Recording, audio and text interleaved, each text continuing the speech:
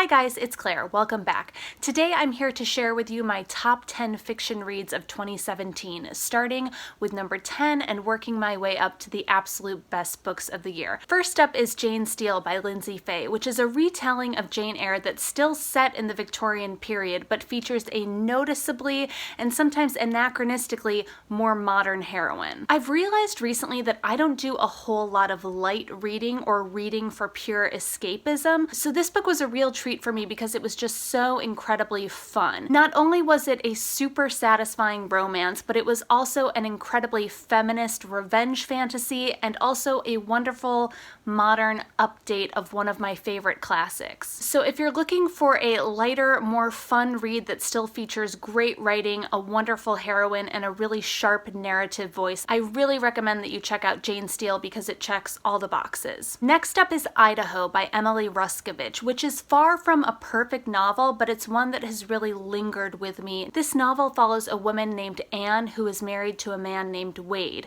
and Wade suffered an unimaginable tragedy in his first marriage. You learn about this tragedy fairly early on and that it involved his two young daughters from his first marriage, and from there the narrative is told in a series of connected vignettes that are told from different characters' perspectives and that jump around in time quite a bit. There are aspects of the storytelling and the plot in this book that I found frustrating at times, and sometimes the characters could be extremely remote and almost impenetrable, but the writing in this book is, at its best, breathtaking, and the details are so granular and so exquisite. There are images and textures in this book that I can remember on a visceral and sensory level, and the overall melancholy, mournful atmosphere of this book seeps into the whole story. And in those ways, I found this book really unforgettable, and the story has really stuck with me. Next up is Exit West by Mohsin Hamid. This is a novel about a young man and a young woman living in an unnamed Middle Eastern country, and they're just starting a relationship with each other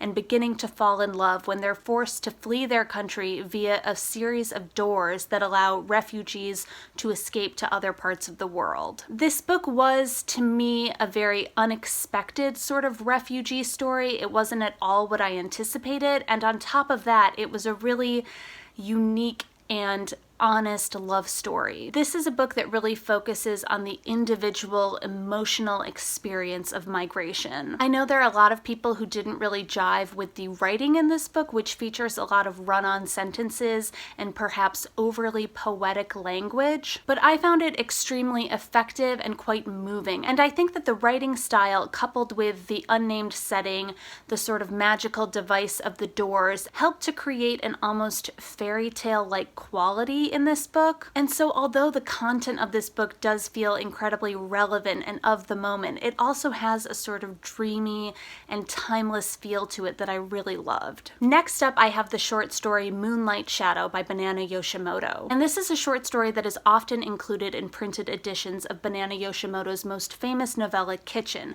And while I liked Kitchen a lot, I was just blown away by Moonlight Shadow. The story follows a young woman named Satsuki whose boyfriend has recently been killed in an accident. This story is about what it's like to experience loss in a major way for the first time, and particularly what it's like to experience loss at a young age when you don't really know how to deal with it. It explores grief as an ongoing process and also contemplates the question of closure and what that entails and if it's possible. There are magical and surreal elements in this story that I thought were deployed in really beautiful and effective ways. And there are images in this story, whether it be a tiny bell or a bridge over a river or a busy intersection at night, that I will not forget anytime soon. And I just thought the whole thing was exquisitely told and so powerful, especially for such a short piece of fiction. Next up is Tin Man by Sarah Winman, which is about Ellis and Michael, who are two boys who become close friends growing up together in Oxford in the 1960s. The book explores their love for each other and how their relationship grows and changes over the course of several decades. And what I found so striking about this novel was the way in which it explores relationships that can't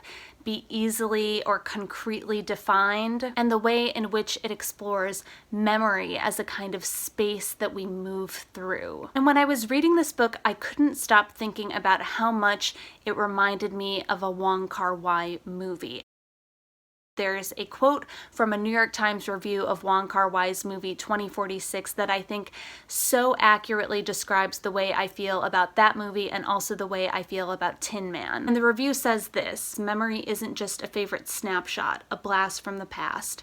It is where everyone lives, whether they want to or not. Memory freezes time.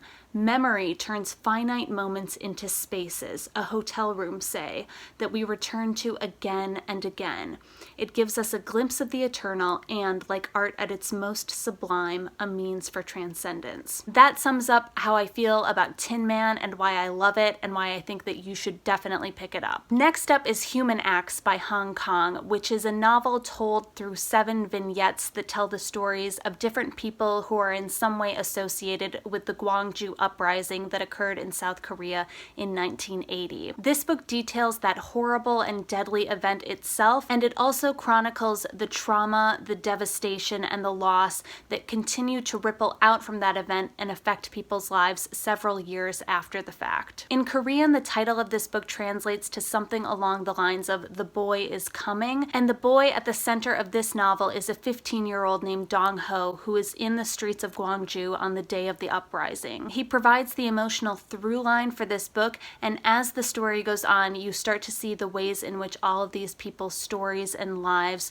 are threaded together. This is a fairly short book, but it is brutal and absolutely devastating, and the final chapters are particularly heartbreaking and impossible to forget. Next up is The Days of Abandonment by Elena Ferrante. The Days of Abandonment follows a woman named Olga whose husband has abandoned her for a much younger woman and has left her to take care of their 2 young children and the family dog. This is a very short and compact novel, which gives it an intense feeling of claustrophobia. It is psychologically dense, it's super disorienting, and it is very much a portrait of a woman who is trying to hold on to her sanity. I think it is a fantastic addition to the genre of feminist books about women feeling trapped by their circumstances, and it definitely offers a modern spin on feminist classics like The Yellow Wallpaper. Next up is The Idiot by Elif Batuman, which was just a wonderful end-of-the-year surprise for me. This is one of the most original and unique novels I've read in a really long time. It follows the 18-year-old Turkish-American Ceylin who is just starting her freshman year at Harvard in the mid-1990s. This is the dawn of the email and internet era, and Ceylin soon finds herself in this kind of bizarre and cerebral email correspondence with a Hungarian senior who's in one of her Russian classes. And that's pretty much what this book is about. It's not super plot driven, and it just kind of follows Ceylin throughout her freshman year and the summer that follows as she tries to learn something, either about herself, about the world, about love. Ceylin is incredibly awkward and passive a lot of the time, and sometimes reading her story can be incredibly frustrating because you just want her to do something or to act on the feelings that she has. But I also think that her passivity is so interesting and so painfully relatable sometimes. It was just a really refreshing and honest depiction of how stupid so many of us are when we're 18. It's a coming-of-age novel in which the protagonist really doesn't learn all that much, but it's all the more compelling and original because of that. Then we have Middlemarch by George Eliot.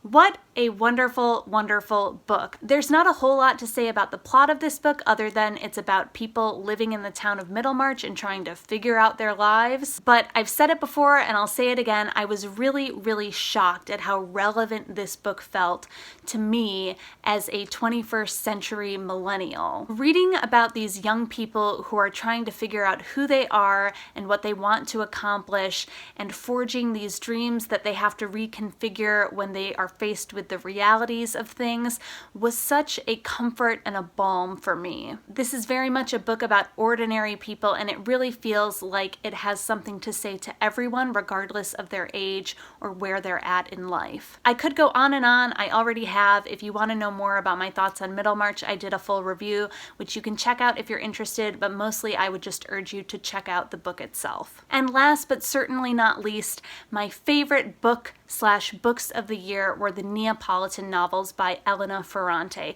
which I'm considering to be one book because Elena Ferrante has said in a number of places that she considers it to be an ongoing story, and it was only broken up into 4 different books for practical publishing purposes. These novels tell the story of Elena and Lila, who are 2 incredibly bright young girls growing up together in an extremely poor neighborhood in Naples after World War II. The books are told from Elena's perspective and revolve around her often intense relationship with her best friend Lila. These books explore so many different things and so many different themes, including femininity and what it means to be a woman, issues of class and education and opportunity, issues of language and dialect and identity, what it means to be a writer and the sort of collective nature of storytelling. The setting of the poor neighborhood in Naples where Elena and Lila grow up is so incredibly vivid, and it's populated by a dense and vibrant cast of secondary characters. These books are so alive, and the writing itself has a rhythm and a flow that just carries you along like a river. Finishing these books really left one of those holes in my heart, and I'm so excited to revisit them at some point in the future and to read them again and again because they are really that fantastic. Those are the best fiction books that I've read in 2017. It was a great reading year overall. Let me know in the comments below what some of your favorite books from this year have been, and I'll see you next time. Thanks so much for watching, guys. Bye.